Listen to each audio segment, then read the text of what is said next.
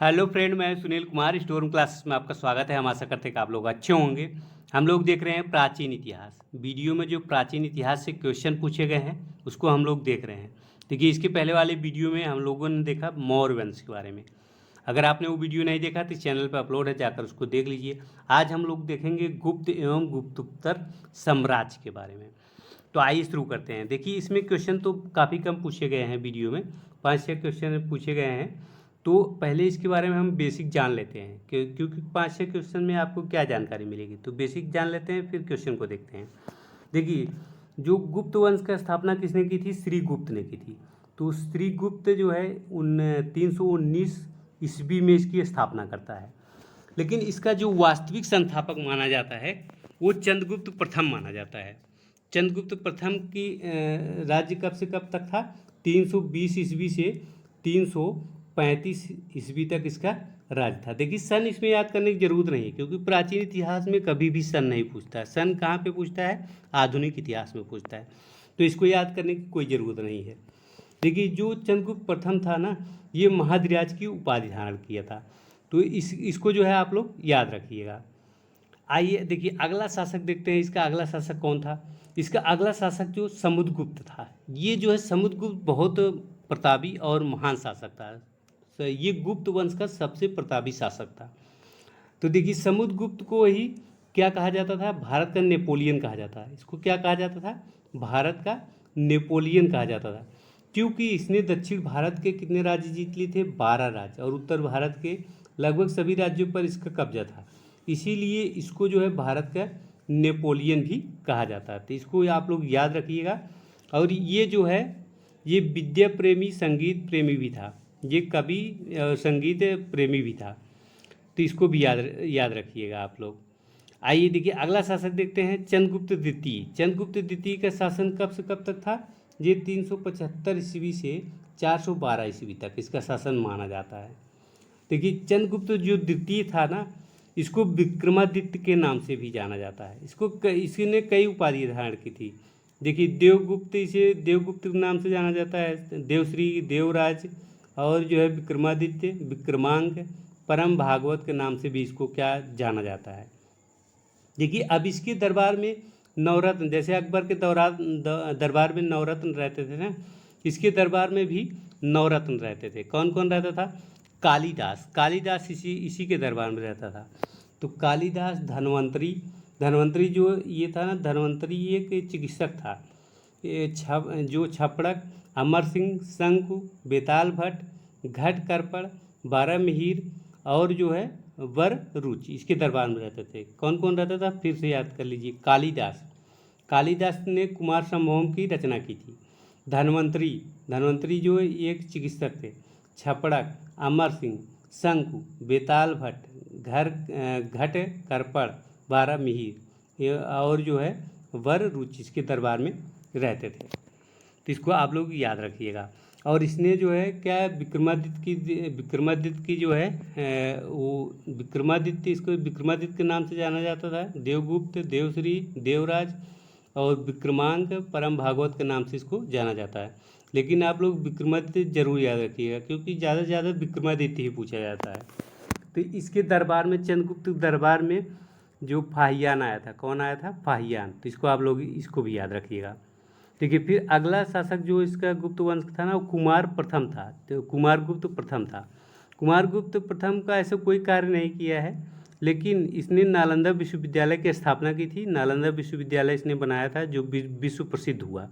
तो इसीलिए कुमारगुप्त को भी आप लोग याद रखिएगा। इसका शासन रहता है 414 ईस्वी से 455 ईस्वी तक। 455 ईस्वी तक इसका। तो इसने जो है विश्व प्रसिद्ध नालंदा विश्वविद्यालय की स्थापना की थी। अब देखिए, इसके अगला शासक जो आता है ना, वो स्कंद गुप्त आता है। तो स्कंद गुप्त के बारे में याद रखिए, ये बहुत महत्वपूर्ण शासक नहीं था, लेकिन इसी के समय में जो हूणों का आक्रमण हुआ था, तो इसको आप लोग याद रखिएगा। हूणों का आक्रमण हुआ था और इसको जो है सफलता भी मिली थी। किसको सफलता मिली थी? स्कंद गुप्त को मिली थी।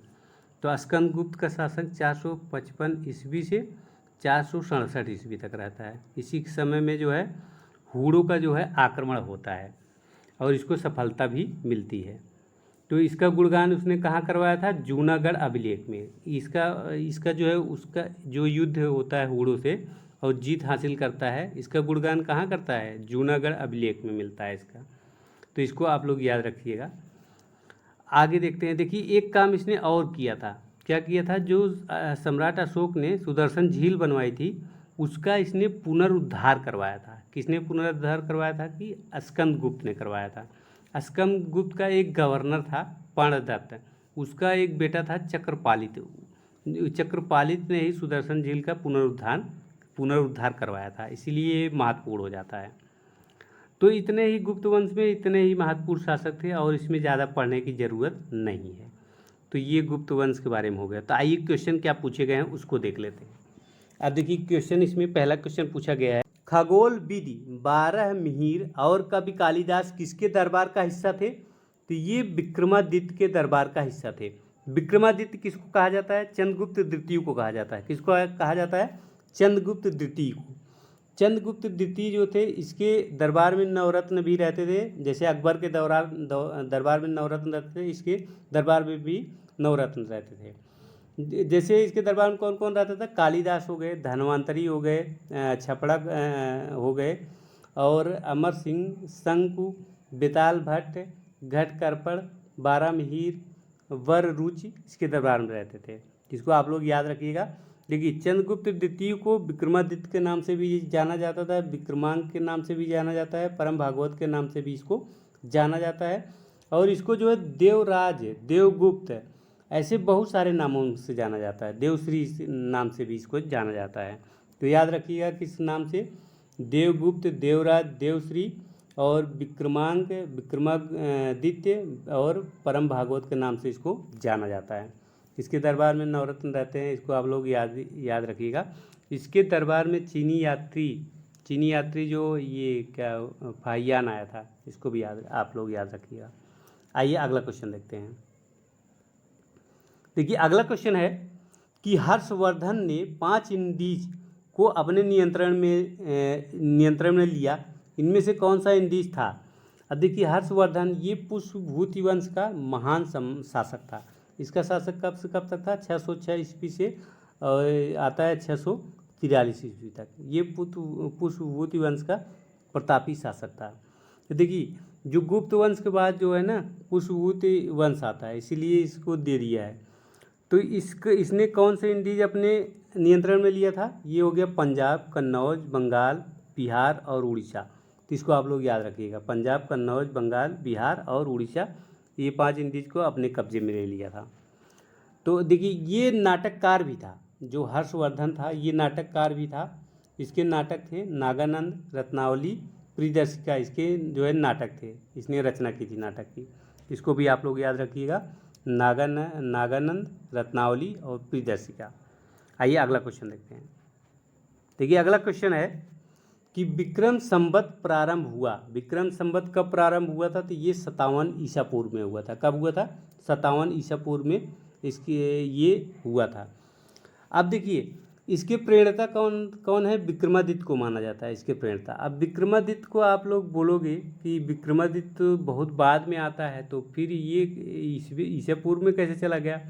देखिए यहाँ पे ये विक्रम संवत के नाम से जाना जाता है। तो विक्रम संवत के इसीलिए उसको विक्रमादित्य भी कहा जाता था, इसीलिए इसको प्रेरणता कौन माने जाते हैं? ये विक्रमादित्य माने जाते हैं। अब विक्रमादित्य जो है असली नाम क्या था? उसका चंद्रगुप्त द्वितीय था। इसने ये उपाधि धारण की थी।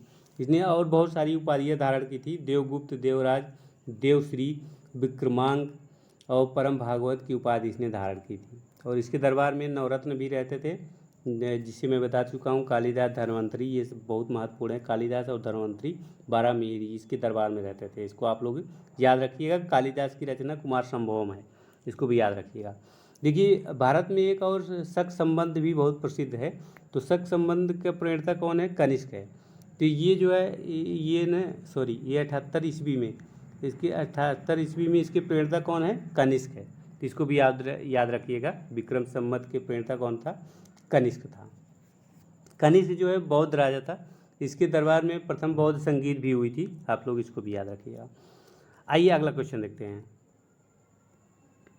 देखिए अगला क्वेश्चन है कि वह स्थल जहां हर्षवर्धन ने बौद्ध महासम्मेलन का आयोजन किया था। अब देखिए हर्षवर्धन हम बता चुके हैं आपके, ये पुष्पभूति वंश का बहुत महान शासक था। इसका शासक 606 ईस्वी से और 643 ईस्वी तक चलता है। अब देखिए ये जो है ना ये बौद्ध सम्मेलन करवाता था हर 5 साल में। कहाँ करवाता था? प्रयागराज में, जो आज बदल कर क्या हो गया, महाकुंभ हो गया। कहाँ? जो आज कुंभ के नाम से जाना जाता है, महाकुंभ या कुंभ के नाम से जाना जाता है। अब ये 12 साल में लगता है, पहले 5 साल में लगता। तो ये जो हर्षवर्धन था ये बौद्ध शासक था और इसने बौद्ध सम्मेलन कहाँ करवाया था? प्रयागराज में करवाया था। तो इसको भी आप लोग याद रखिएगा। आइए अगला क्वेश्चन देखते हैं। अगला क्वेश्चन है कि कन्नौज से पूर्व हर्षवर्धन कहाँ का शासक था? तो देखिए कन्नौज से पूर्व ये थानेश्वर का शासक था। कहाँ का शासक था? थानेश्वर का शासक था। बाद में इसने अपनी राजधानी कहाँ शिफ्ट कर दी थी? कन्नौज शिफ्ट कर दी थी। तो ये बाद में कन्नौज का शासक बना। इसके पहले ये थानेश्वर का शासक था।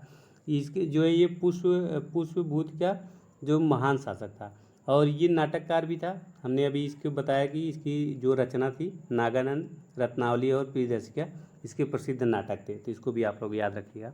आइए अगला क्वेश्चन देखते हैं। अगला क्वेश्चन है कि गुप्त काल की प्रसिद्ध महिला शासक कौन थी? तो गुप्त काल की प्रसिद्ध महिला शासक कौन थी? ये थी प्रभा गुप्ता। देखिए प्रभा गुप्ता की शादी जो है ना ये वकाटक वंश के रुद्रसेन द्वितीय से होती है। किससे होती है? वकाटक वंश के रुद्रसेन द्वितीय, जहाँ इसका शासक रुद्रसेन का शासन कहाँ था? महाराष्ट्र में था। तो रुद्रसेन द्वितीय से इसकी शादी होती है प्रभा गुप्ता की जब शादी रुद्रसेन से होती है तो रुद्रसेन मर जाता है, तो उसके पुत्र छोटे रहते हैं, उसी की संरक्षिका बनकर ये इसने शासन किया था। तो ये जो है गुप्त वंश की प्रसिद्ध महिला शासक कौन थी? प्रभा गुप्ता थी। इसको भी आप लोग याद रखिएगा। तो दोस्तों इस वीडियो में इतना ही, क्योंकि इतने ही क्वेश्चन इसमें पूछे गए हैं, तो इस वीडियो में इतना ही। आगे हम नेक्स्ट वीडियो में देखेंगे। ये वीडियो आपको कैसा लगा हमें कमेंट करके ज़रूर बताइए। अगर अच्छा लगा हो तो लाइक कीजिए, शेयर कीजिए और चैनल को सब्सक्राइब कर लीजिए। वीडियो देखने के लिए धन्यवाद।